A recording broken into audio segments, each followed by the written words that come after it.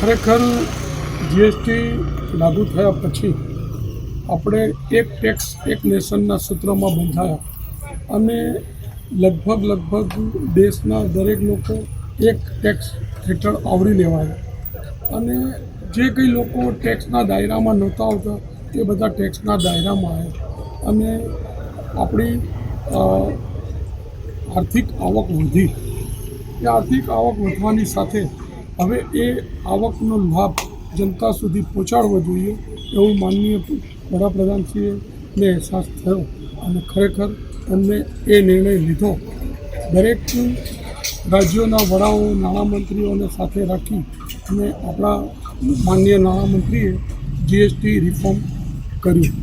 એ જીએસટીમાં જે વસ્તુ પર જે જનતાના પ્રજાના રોજબરોજની ઉપયોગની વસ્તુ છે એ બધી પર એમણે ટેક્સ 0% કરી દીધું. એટલે આજે જોઈએ તો નવા જીએસટી રિફોર્મ પછી લગભગ જે કોમન મેનનું બજેટ હતું એ બજેટ મહિને 8 થી 10 હજાર રૂપિયા જે બચત થઈ જાય એવી રીતે આ નવું ટેક્સનું માળખું રચવામાં આવ્યું છે.